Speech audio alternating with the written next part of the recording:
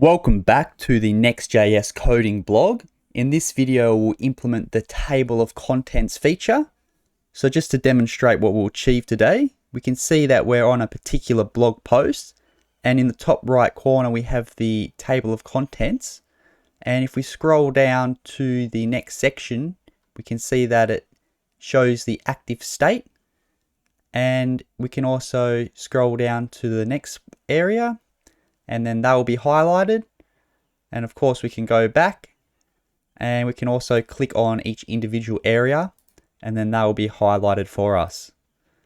So let's go ahead and work on that. So we'll open up our project here, and the first thing we'll do in our coding blog is we'll just install a package. So we'll do npm install, and this is coming from material UI, so MUI. And we're just going to go /lab, because by default, what the timeline component that we want, it's not in the active stable version, although it's good enough for our purposes. And so we need to install the lab library here with material UI.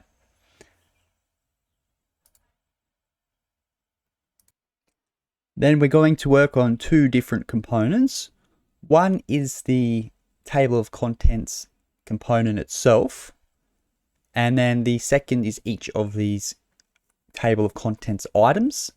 So a table of contents items, it relates to the table of contents for the particular section, and then it has all of the HTML or JSX in there.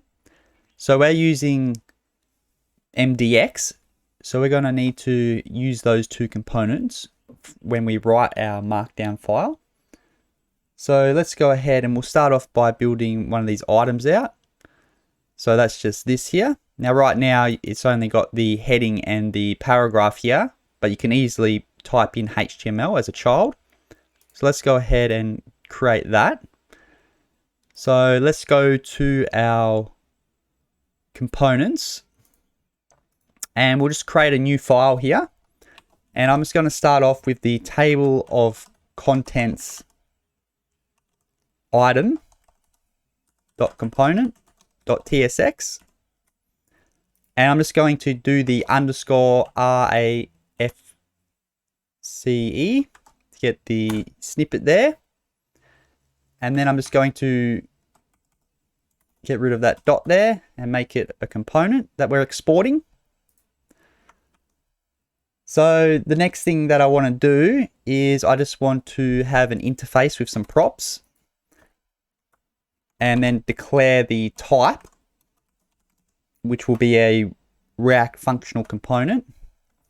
So let's get that in first. So this is going to be of the type functional component with the interface props, and we need to import that from React. So I'm just going to do a control period there to import that module from React. And then each of these items is just going to have the topic name, and then it's also going to have the HTML here or the JSX here. So what we'll have is we'll have children for that.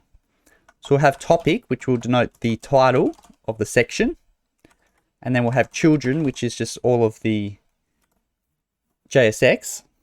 So that's going to be of the type React node, and that's going to come from React. And then we can just use object destructuring to get the topic and the children when we consume this component and pass those in. And then I'm just going to change this to a section just to have a little bit more semantic HTML. And then it's going to have a H2. And this is where we're going to put our topic here. And then underneath this, we'll just have a div here. And we'll give it the class of, doesn't really matter what it is. Let's just say foo. Actually, I'm not even sure we need this, so we'll come back to this if we need it as a hook.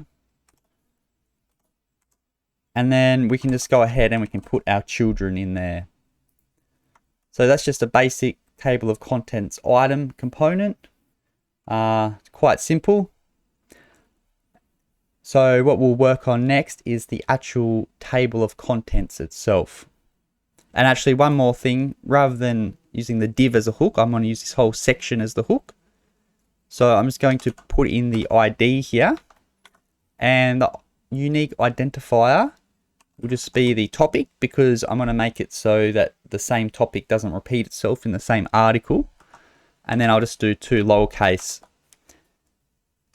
And I'll also just give this section a class name of section heading. And then that should be enough for the table of contents item for now. Actually, probably in general. So the next thing I want to do is I want to create a new component for the actual table of contents itself. So I'm just going to call this table of contents dot component dot tsx. And once again, I'll use the snippet RAFCE, and I'll just change this to component. Now I'm just going to go ahead and copy some imports over. So I'm going to copy these imports here. These come from Material UI, and there's the particular timeline component, which is what you see here, what we'll be using. So I just copied these imports from the documentation there. And if you want, you can just copy the code from the GitHub repo. I'm also going to copy this import here, because we're going to have another functional component. We won't need the React node this time, but we will be making this a functional component. Now, it's not going to take any props just yet, but we might in the future. So what I'll do here is I'll just have an empty interface for props, and then I'll be able to use that generic type in the functional components type here. So I can get those props, but there's nothing in there. We'll come back to this when we refactor things. In particular, I want to use this component on the code snippet page, and there's a longer depth to the heading there. So I want to pass in the margin top dynamically. But we'll get to that when we refactor things and make everything responsive and all that. For now, I just want to focus on the actual core functionality of this. So we have that. So we'll also want to have a interface for the particular section. So let's have that. We'll create an interface here for the section. And the section, like the item where there's topic and children, each section here, it's going to have a topic, and it's also going to be at a certain height, a certain scroll height. So we want to know what that certain scroll height is, and we call the top of it the bounding top, and the bottom of this section the bounding bottom.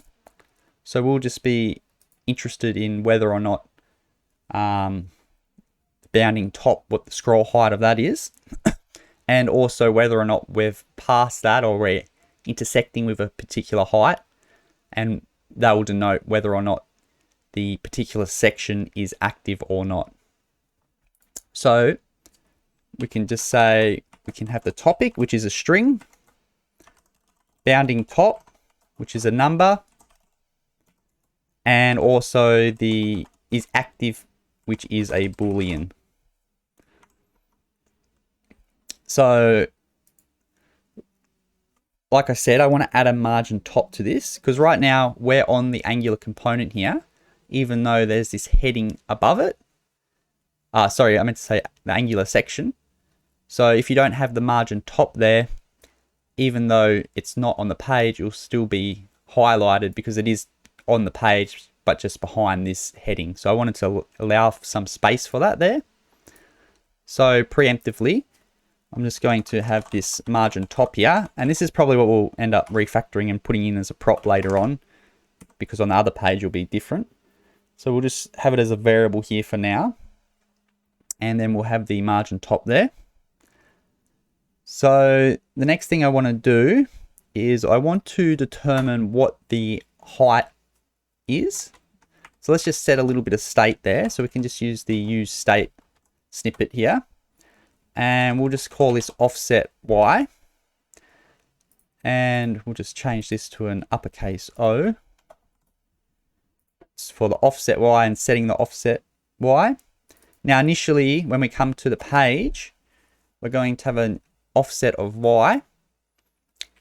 And if we're on another page, like a home page, and we're scrolled down, and then we click on this page, what we want to do is actually just scroll up to the top. So that'll be the behavior I'm going for here. So I just want to bring that use state hook in from React. And I probably also want the use effect hook. So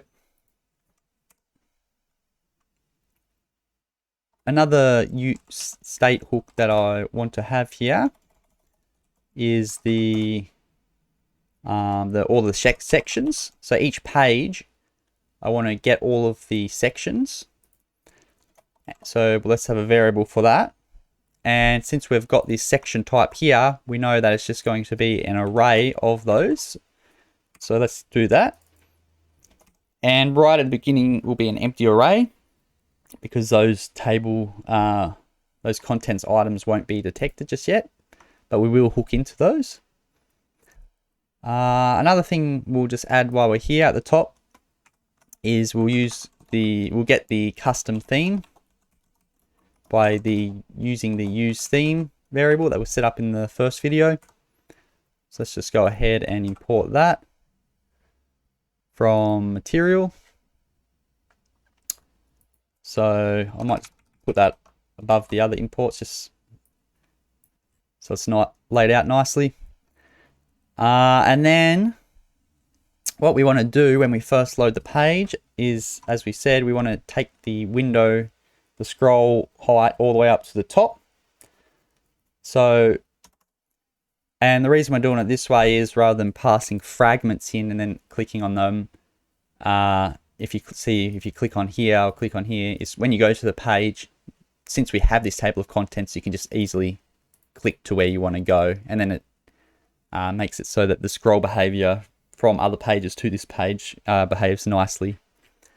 So that's just a design choice. You could use fragments and deal with behavior in a different way. But, you know, we have this table of contents item. We may as well make use of it. So let's have a use effect hook here. Use effect. So in the first instance, when we go to the page, it's not guaranteed that will be at the top of the scroll bar height. So let's ensure that. And we can do this by passing in no parameters in the use effect. So this will just happen on load or on render. And we don't need to clean up anything because there's no active promises or observables or anything like that. So what we can do is we may need to set the offset height to 0 as well, because it could be, you know, you might have an offset at a different area from a different page. This just ensures that will be initially set up to the top of the page when we load the page. So the next thing we want to do is we want to get all of the sections, get the bounding dimensions. So let's go ahead and do that, and then we'll go ahead and be able to set the sections that we have here. And if we just open up the articles, we open up this Angular article, this MDX file here, what we're going for is we're going to have the table of contents at the top of this file here. And what we'll have is we'll also have the table of contents item below that, where each of the sections will, you know, relate to this. So these two components, they're sort of coupled together. And I think that's okay. I mean, if you're building out software on a large scale, you don't want to do this, but we're just building a small blog out here. It's not the biggest deal if we, you know, come up with these slightly hackish solutions. So let's go ahead and do that. So we'll have another UseEffect here. So I'm just going to Shift Alt down this here. And I'm just going to get rid of this contents here. So this is also going to happen on page load. I just wanted to distinguish it different to this effect here. And that's setting the sections based on the MDX file. So again, you're going to have, the table of contents component at the top, and then you're going to have the table of contents items or the table of contents sections. Just, that's one section, and then there's 3 sections in this example here. So we need to get those from that page and then place them into the table of contents. So let's go to our UseEffect here. The first thing we're going to do here is we're going to get the elements, which is going to be an array of HTML elements. So what we can do here is we can just say, we can use the document query selector and here we have this hook here for the section heading. So let's go ahead and do this. So, and again, these are separate components and they're rendered through this MDX page. So there's no way to do it the standard React way that I'm aware of. If there is, please comment below. So I'm just going to do it this way. And it's not really a big deal anyway, because we're rendering all the pages into HTML, into static files. That's the whole idea of this static coding blog. But I know I do admit it's not the best practice to not do it the React way, but I don't know. If there's a better way, let me know. So I'm just going to get this here by getting the section with the class section heading here. Now it says that there can be a bit of an issue relating to using the query selector. So what I'll do, because this returns, I believe, like a node list or something like that, we just want it in an array so we can use the array methods on it. So we can just typecast it by using array from and then placing that in there. And saving that. And in the next section, now that we have access to that, so let's say we have our 3 table of contents items in here. And I might actually just copy and paste the code in from what we're going for. Basically, I'm going to copy this from my example. But below the blog header component, we have something like this. So this is just a bunch of lorem ipsum, and you can see that we got the table of contents at the top, doesn't take any props, and then each of these table of contents items, we can see that as a topic, it takes whatever the topic is. So this first topic's about Ionic, the second topic's about Angular, and so on. And then as a children, I've just placed in the HTML that I want there, or the JSX, or whatever it is that we want to render there. So I'm just going to go ahead and save that. That's what we're aiming for. So if we come back to our table of contents component, we can say that, okay, if we can create a variable called all sections here. And since this is each of these table of contents items components is rendering this section here, which has the class name here and the ID here, what we can do is we can say for all sections, for all the elements, we can map through all of those, all of the sections basically. So each element, which is of the type HTML element, and its associated index, which is a number. We'll map through all of those, and we'll say, okay, we just want to get the top, and we're going to reassign it to bounding top, so it stays in line with our interface here. I could call it top as well, but I think bounding top's more explicit. And then on the individual element, so this section here that contains it all, for that section with that element there, based on that class name, we can go ahead and we can just say get bounding client rect.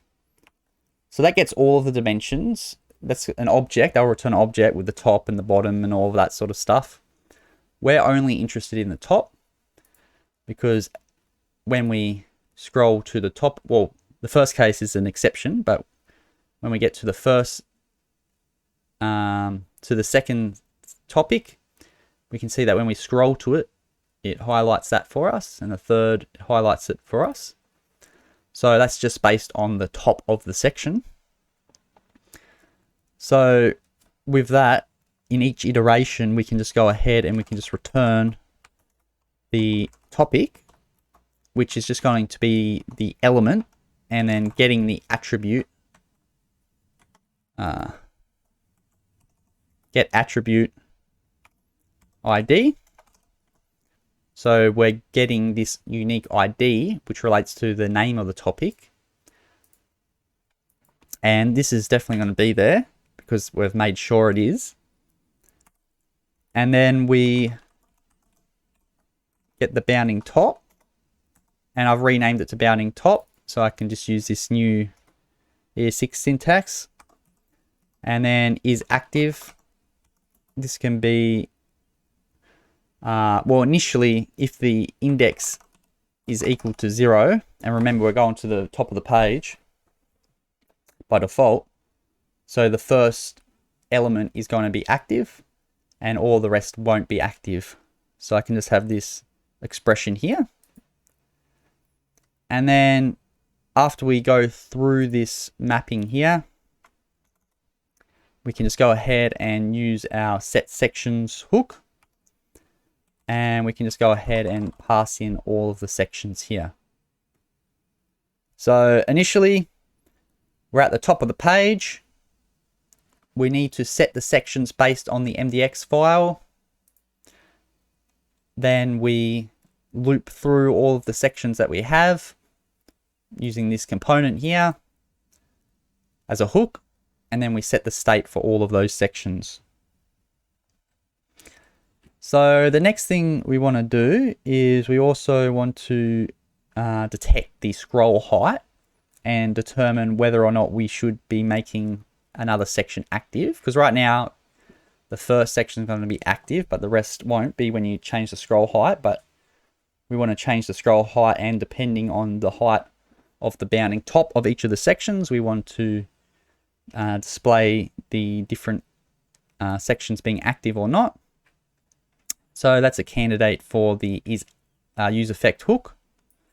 So let's just write one of those out. UseEffect. We'll bring one of these in. Now, let's see. If essentially in the first case here, I'm just going to delete a few things here. But if the,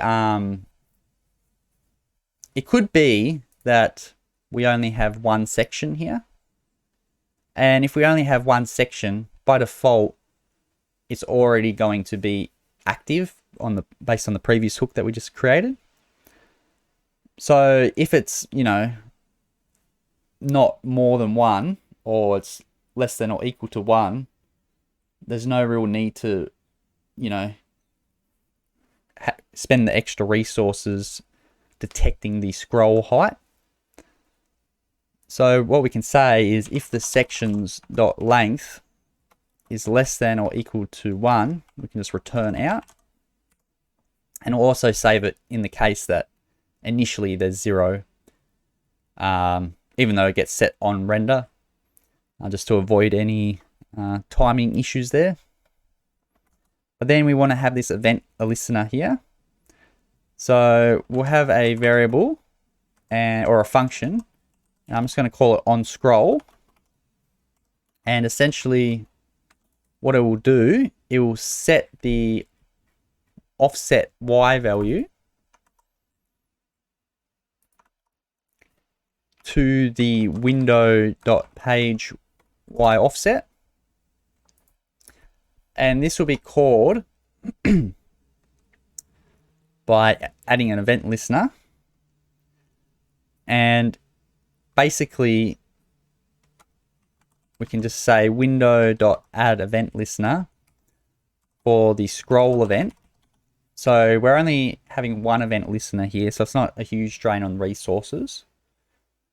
So we're just having a scroll event here on scroll, and we're just referencing this function here. So because we're having this event in the UseEffect hook, we need to exit out of it. So we need to clean up that effect. And we can do that by having this return here. So let's say you click on to a different, you go back to the home page or something. You don't want to continually be detecting the scroll event. So basically, when we're no longer using this UseEffect here, we can say remove event listener, and then you can just, put in the event type and the particular function that you're removing from. And this is all happening when there's a change in sections. So when you first load the page, you're creating all of the sections, and initially the scroll height will be Y. But as you scroll, it's going to reset the offset Y height, and it's detecting that. And essentially, in the next UseEffect hook, we're going to have some logic that it depends on the sections and the offset height, and then it will be able to set which active section is which.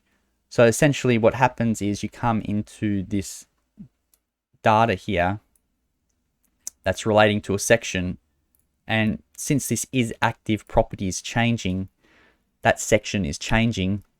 So we want to be able to detect that a section's changed, and based on that, that's why we reference it. And also we need to have that as a variable anyway because we're using it. So let's create the logic of what we're doing here, the main logic. And this is this UseEffect hook right here. So let's just clean things up. If the sections, and we can copy this from above, just so it's not calling this. If the section's length is less than or is equal to 0, there's nothing to do. And that just is a safety case for the very first load. If the section's length is equal to 1, then what we can do is we can just say sections, the first section is active, is equal to true. And then we can just return, so we're not performing any other code below this block.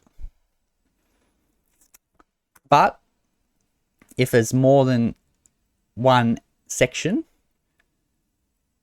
well, if there's only one section, we're setting the first section to active because that's all it can be. If it's more than one, we'll get to the next section because then the first two if checks will fail. So sections for each.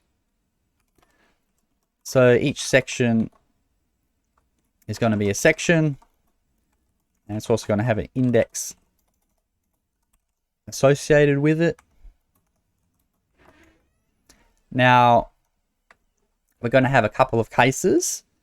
The first case is if it is the first element. So if the index is equal to 0, we can just go ahead and we can say, well, we know it's active on the first load, but we need to set the section is active based on a condition. And essentially, we want to look at the next section. So in this example here, this section is active as long as we're not past the scroll height of this top of this second section. So you can see when we get to this area here, we're on the next element, but then we scroll up, we're back on this ionic element. So if we're at the bounding top of the next element, or before that, we're in the first section. But we also need to subtract off this height here of the margin top. Because you can see here that when we get to here, we're now on the angular section. Whereas if you're ignoring this heading, we wouldn't actually be on it until about here or so. So we just need to subtract that extra distance off. So essentially the condition is for that first section, if the next section, and we can just do it like this, index plus 1. You could also remove the index plus, but I think this is a little more generic. If that bounding top of the next section, and we know there's going to be a next section because it's past the length of 1. So it means that there's at least a length of 2 or more. So this exists, that's true. If the bounding top is greater than the offset, so that's just the scroll height. And then we just need to plus on this margin top here. So again, I think I said subtract off. I think we need to plus it. I think you're subtracting it off the section or adding it to the scroll height. So you can imagine right now the scroll height 0. And then we want the scroll height around here. So if it was at the 0 mark and then the text was here, you would need to add on 100 there. So I suppose that's the logic there. If that's the logic for the first case, then else, the next case is that it's not the first element and it's all the other elements. So we just need to consider what happens if it's the last element. If it's the last element, we can't, we don't know the bounding height of the next element. So we just need to take that into consideration. So we're going to have another if else in here. So if the section's index plus 1 exists, that means we're on between the second element and the second last element. So in this case, we only have 3 elements. So all the elements that aren't the first and last section. So if we're there, we'll do something. But if that doesn't exist, it means we're on the last case. And then if it's the last case, what we'll do is we'll just say, okay, section is active if the section's index dot bounding top is less than or equal to the offset y plus the margin top. So it's similar logic, but now we don't have reference to the next section, so we have to use that particular section itself. So we know that this is the last section here, and we know the bounding top of this section here. And if that is less than or equal to the offset of the page plus the margin top, then we can say that this area is where we're at. Or the other way around, if the scroll height is within this section, meaning the scroll height is greater than the cutoff for that section, plussing on the margin, then it's true that that area is active. Otherwise, it's not active. Okay, so now we just need to deal with the logic of all of the in-between sections. So everything that's not the first and last section. And that's true if the next section exists and it's not the first one. So what we'll do, we'll just copy some of this code here and then we'll modify it. If the section is going to be active if the next section is if this is essentially true if it's greater than the offset height, but it also has to be less than the next section as well.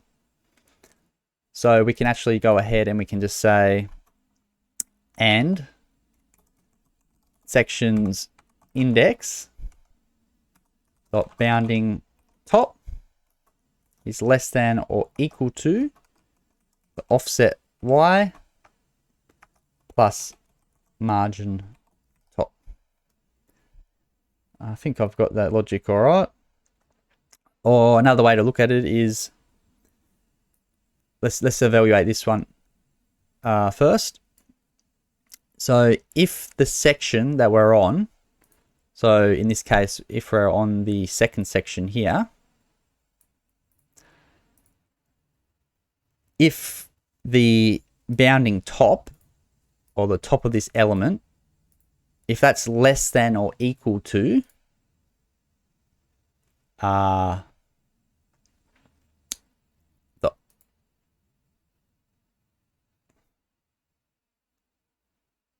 yeah, that's right. If the offset here,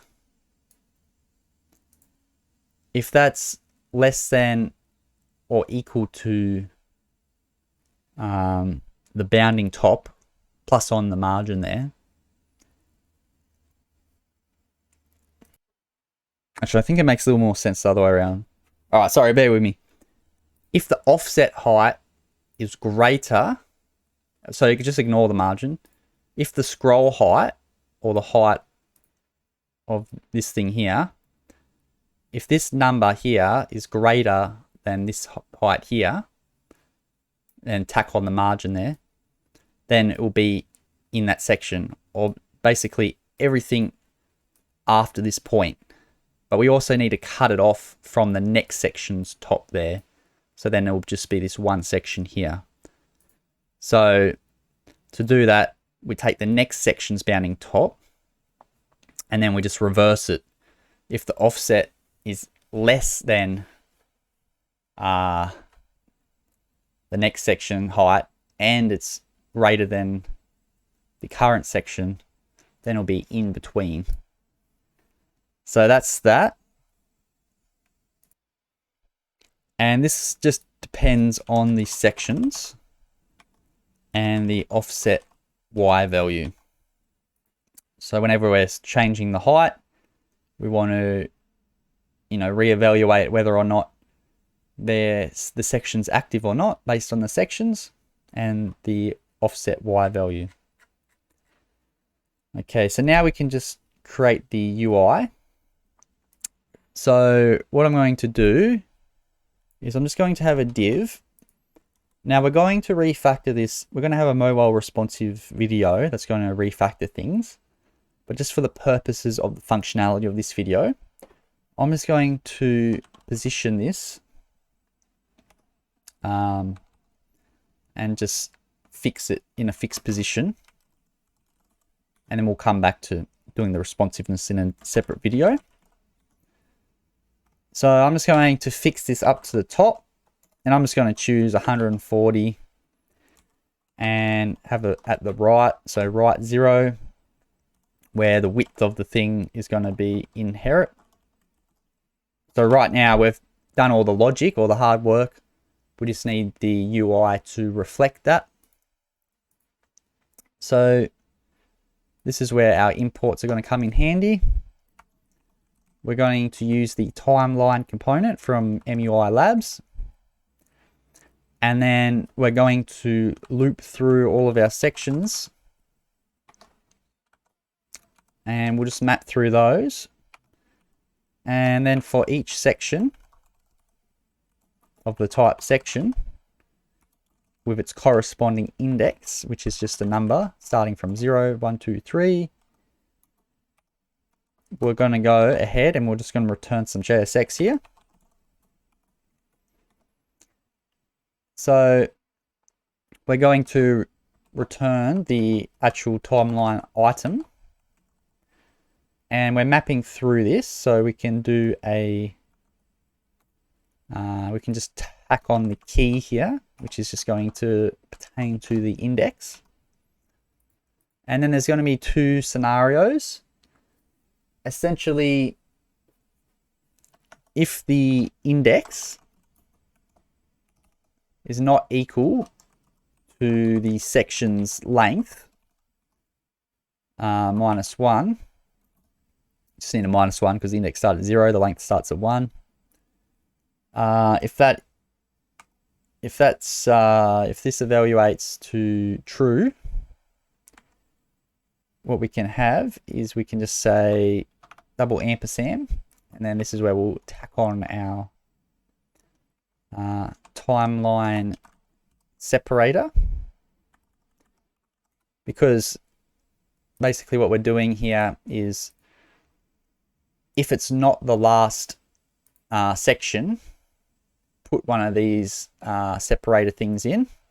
But if it is the last section, you don't need another one, otherwise it just looks weird. So if the index isn't equal to the section's length, we can just go ahead and create one of these timeline separators. And nested within one of these separators, we actually have like the timeline dot that corresponds to it, because it needs to connect the dots to have the separator. So we can just get this timeline dot here. This is a self-closing one. And I'm just going to make the color here secondary. And the variant is going to equal to the section. And if it's active, I want it to be filled. Otherwise, I just want it to be outlined. And you can see that here, a full circle there. Otherwise, it's outlined. Okay.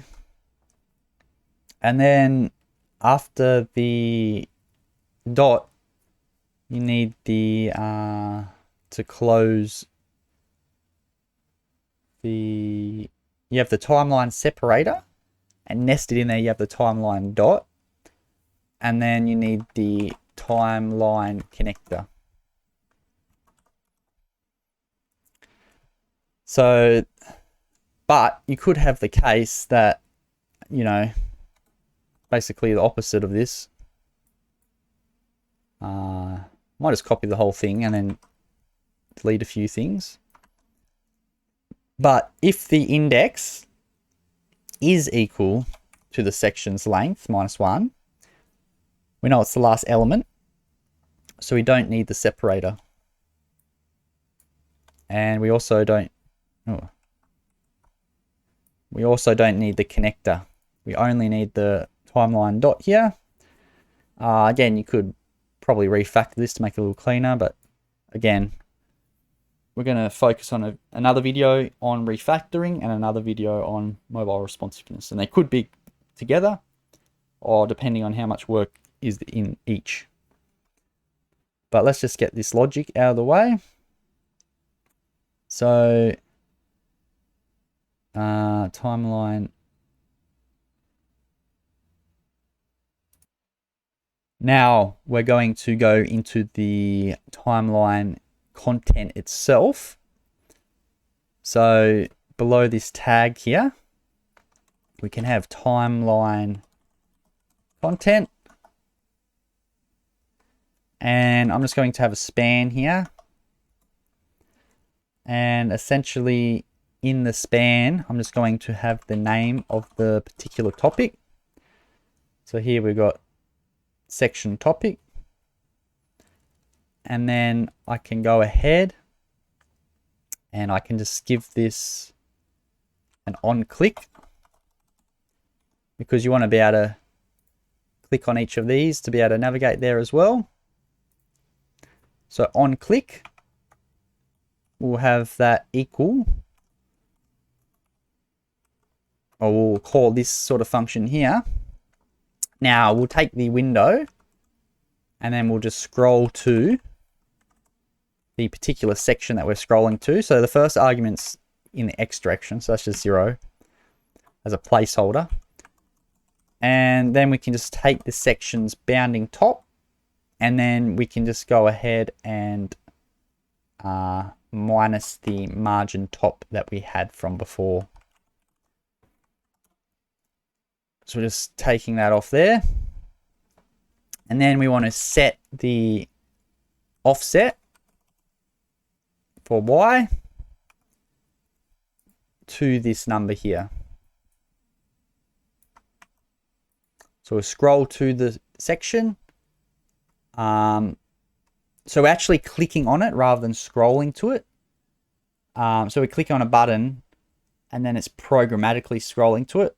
So I'm going to actually need to just set this here.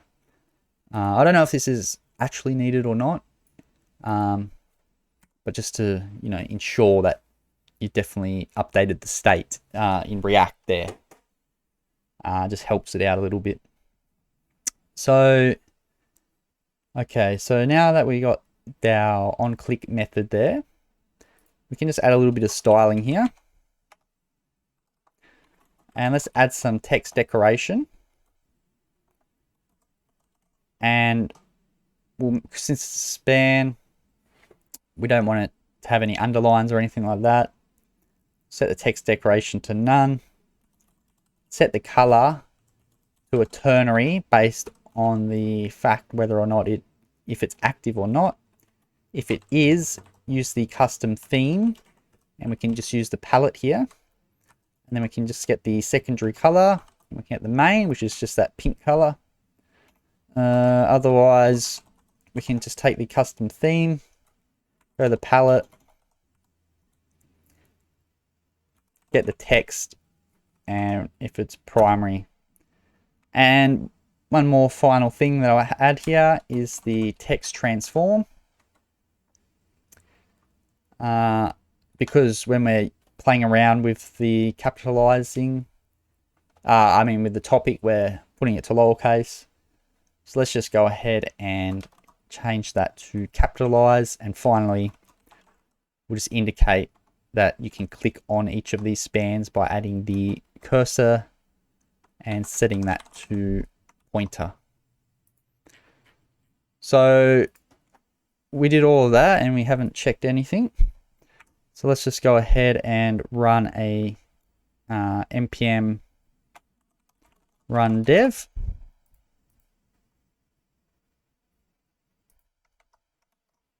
Okay, so it's telling us that it's started on the server. Let's go ahead and check that and fix up anything if it's not working, and then do a final review.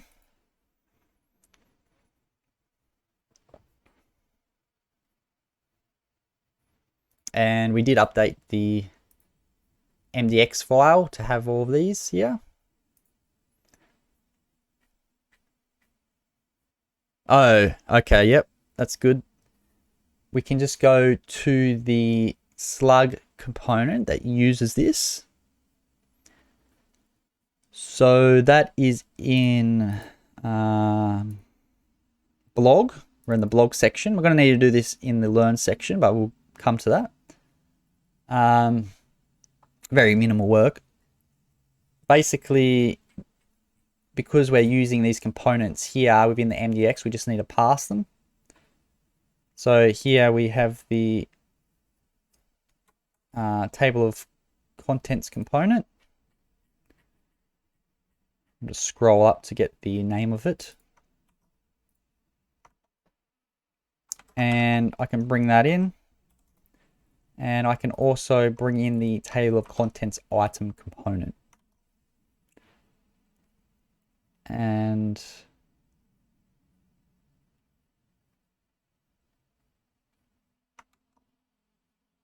it's complaining. Oh, I need to import it, of course. And then save that. And then we should see where we're at.